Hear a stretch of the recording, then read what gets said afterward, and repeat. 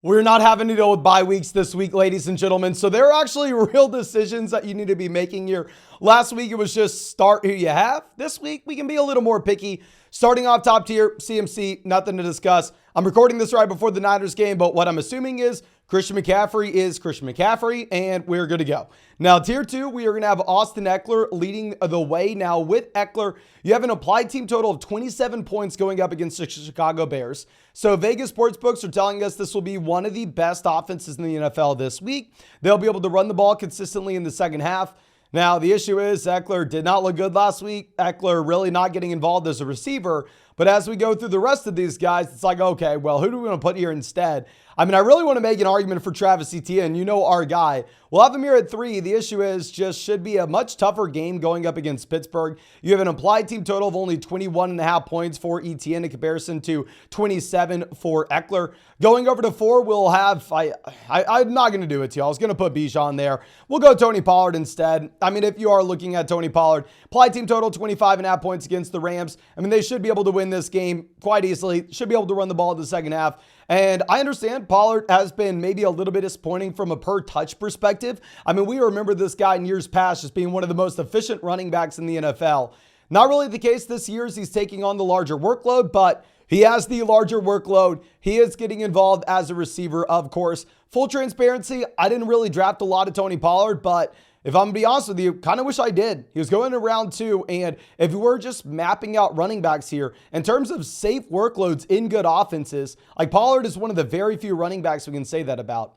Now, Bijan Robinson at 5, I don't know what to do. I don't know what to say. Dealt with a headache last week. The coaching staff is telling us it was just this headache, and that's why he was not used.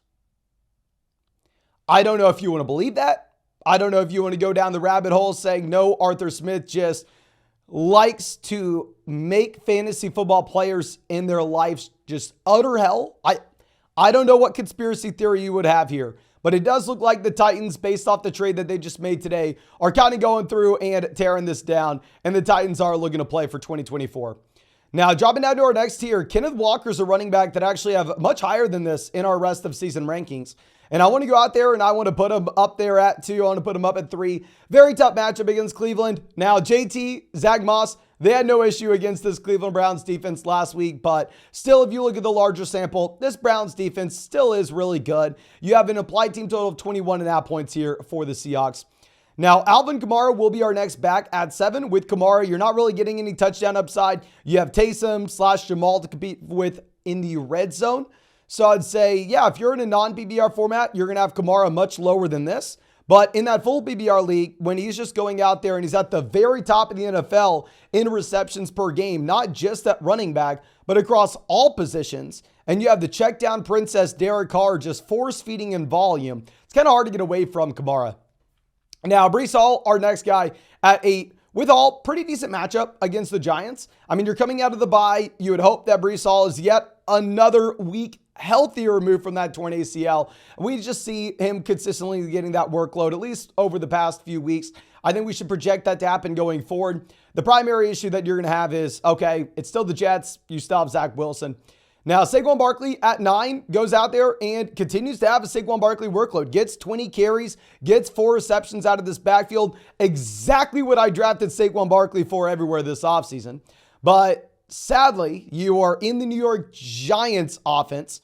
You have an applied team total of 17 points. And I don't know. It's just so hard when you're behind one of the worst offensive lines in the league. That should get better. I think that they're going to have their left tackle back this week. You maybe have Daniel Jones back in, but still Vegas sportsbooks are telling us will be a very ugly game going up against one of the best defenses in the NFL.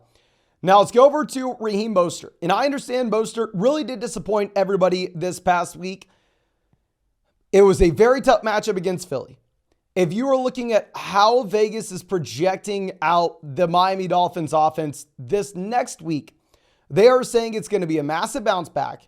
You have an implied team total of 28.5 points, the highest mark of any team this week. So you kind of want to stand by saying, okay, if this is still an elite offense in a much better matchup against New England, Mostert isn't really splitting the backfield with Jeff Wilson just yet. Devon Achane is still clearly out. Reed Mostert has to be a top 10 RB. Now, DeAndre Swift will be our next guy. Don't love the matchup going up against Washington. Kind of is what it is, but still Swift in one of the best offenses in the NFL, running behind one of the best offensive lines. I think we'd be comfortable with them.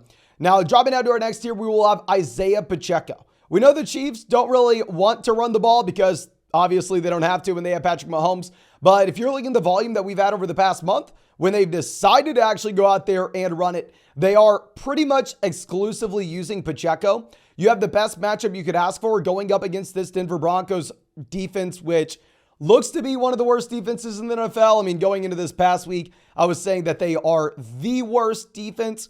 And obviously, if you're looking at per game averages, they're still right up there. But it's hard to just look at raw per game averages when, keep in mind, I mean, a lot of that had come from the 70-point game that you had from Miami. Now, Jonathan Taylor will be our next guy. I would love to have JT higher than this. I mean, I would love to have JT up there at 6. And very excited to see what we got last week against a tough matchup with the Cleveland Browns. The fundamental issue you have is, okay, well, you're still splitting the backfield 50-50 with Zach Moss. At least that's what we saw this past week. Y'all know I have a ton of Jonathan Taylor. I have a ton of Saquon Barkley. I would love to come out here and pretend like, oh yeah, these are guys that we definitely won over someone like Tony Pollard. In reality, I think that we have to be a little more realistic. Now, Derrick Henry, our next guy at 14. I think he's on the chopping block. I think that they are going to go out there and possibly send him elsewhere. Looks like Tennessee is going through and just kind of shutting this season down based off some of these moves that they are making. Now, I will say you could take it one of two ways. Oh, okay, well, maybe they want to go through and maybe they want to highlight Derrick Henry this weekend and really see if they can squeeze out all the value that they can from one of these teams. Or maybe you can make the argument on the other end of the spectrum. Oh, maybe they don't really want to play Derrick Henry. Maybe they want to make sure that he is 100% healthy so they could go out there and trade him. Or maybe they're not trading him at all, but I got a feeling that they are. Now, dropping down to our next player, we will have James Cook at 15. James Cook's going to play on Thursday night. You'll have no Damian Harris. What we saw this past week is you obviously still have Latavius Murray in this game, but Latavius isn't going out there and seeing 50% of this backfield. James Cook still is getting the majority of the work, and you have a 25.5 point implied team total here. The Bills offense should be really good, despite Josh Allen disappointing this past week against New England. And with Josh Allen, one thing that I'm pretty confident that he will do is at least have 1 yard in this game. And if you think that will be the case, got good news for you. If you sign up to Underdog Fantasy with promo code FLOCK, you're going to be getting a Josh Allen special pick'em more than less than half a total yard. That's only going to be for new people with code FLOCK on Underdog. Doesn't matter how long you've been on Underdog, though. Everybody will have a LeBron James special pick'em more than less than half a total point for NBA tip-off. And because we had so many people use promo code FLOCK last week, you're also going to be getting an Amon-Ra St. Brown special pick'em this weekend, more than less than half a total yard. Unbelievable that we're able to get y'all 3 of those. You're only going to get all of them with promo code FLOCK and a 100% deposit match plus our rest of season fantasy football rankings and tiers. So please make sure you are taking advantage. Now, going over to our next guy, I will have Josh Jacobs at 16. The usage looks really concerning, and you know what? F it. I'm not doing it. We're not putting Jacobs at 16. The usage is going downhill. This offense looks horrendous. You should have Jimmy G back in. Jacobs was leading the NFL in receptions at the running back position going into this past week until we had Alvin Kamara, of course. Joe Mixon, we will leapfrog over Jacobs. Mixon's going to have a much tougher matchup going up against the 49ers, but I still have more confidence in the amount of points that we can expect to be scored in Cincinnati in a tough 49ers game than I would have if we are going to be looking at Jacobs on the other hand. So yeah, we'll go Mixon here at 16. I think rest of season, he'll probably be higher than this, especially as Joe Burrow continues to get healthier, which, I mean, hopefully he is coming out of the bye. The primary issue, of course, is that 49ers game. Now, dropping down to our next tier, we will have Jahmyr Gibbs at 18. Now, Gibbs, obviously much better than this past week. And y'all know I am kind of rooting for Jahmyr Gibbs. We have him in a few leagues. I just want to be very realistic. Jahmyr Gibbs is the running back that you want if the Lions will be trailing.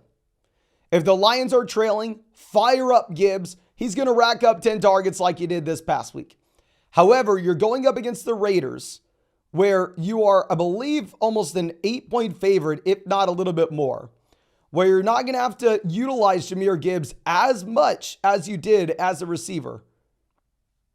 So I don't know. I'd be a little bit concerned about going through and just expecting Jahmyr Gibbs to be able to replicate what he did last week. Alexander Mattison, we're recording this right before the Vikings game. Really going to be interested to see the split between Cam Akers and Alexander Mattison for this game, however. Now, Rachaad White will be our next guy. With Rachaad White, you have a phenomenal workload. The issue is just the efficiency simply is not there. And it's a horrendous matchup going up against Buffalo. You actually have an implied team total only of 17 points for the Tampa Bay Buccaneers here. So yeah, Vegas telling us very bad offense that you don't want much to do with, at least not in this game Thursday night against Buffalo, even if you do have a pretty damn good workload. Ramondre Stevenson, similar spot, right? With Ramondre, hell yeah, you're not excited about the offense. You're not excited about the efficiency. He's going to have some work as a receiver, so maybe you can make an argument for that. But the reason we'll have White ahead of Ramondre is, at least with White, you're not having to worry about Ezekiel Elliott going out there and getting rushing touchdowns, right? I mean, you have Keyshawn Vaughn as your backfield mate, and Keyshawn doesn't really have any role whatsoever. Now, dropping down to our next tier, we are going to go with Javonte Williams. Javonte going up against KC. Jaleel is kind of getting removed from this offense, but still, nonetheless, it is a three-man running back by committee and one of the worst offenses in the NFL. Jaleel's still seeing some snaps. Samaje Perine is still out there. So yeah, I mean, like we said last week, I don't want a running back in a three-man committee in one of the worst offenses in the league. Deonta Foreman at 23. I'm going to be making this ranking under the assumption that you have Roschon Johnson playing. Hook'em Lawrence, you know I love Deonta Foreman. We had him as a must-start running back last week once Roschon was ruled out. I will update y'all later in the week with an updated ranking of Foreman if Roschon is going to miss. Of course, just make sure you're subscribed. And just an overall general thought, if you were to have no Roschon here, we probably bump Foreman up close to the RB15, the RB14 range in these rankings. Now, Aaron Jones will be our next guy, 24. Another player that is going to be very dependent on the injury reports that we get. I mean, with Aaron Jones, he's going to be another week removed from his injury, but at the same time, with that being said, this is just simply a running back that has given us nothing this season. The last week where you had Aaron Jones give you literally anything was week 1. We're in week 8. It's been 2 months. Clearly dealing with an injury. It sucks.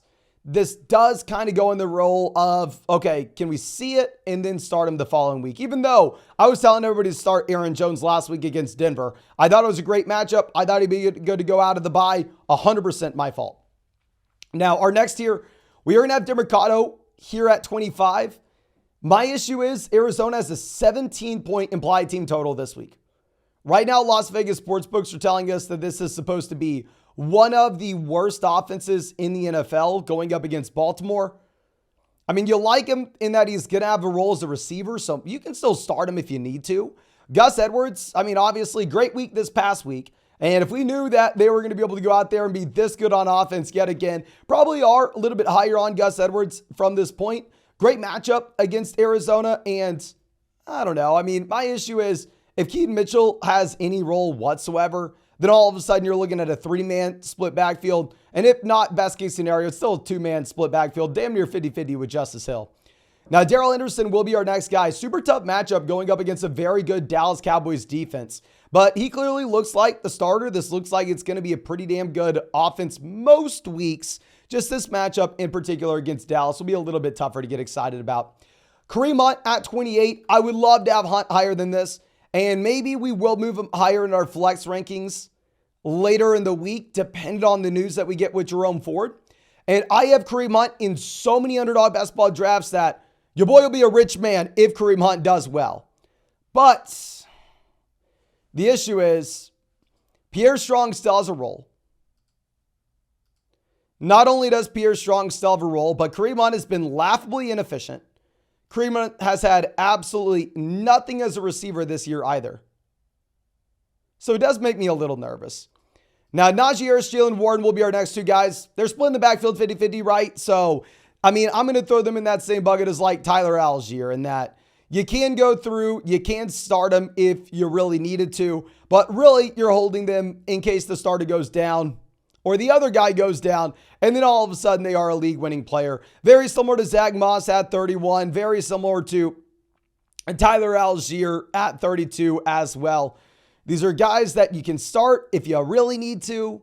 In reality, I would probably look to avoid if we can.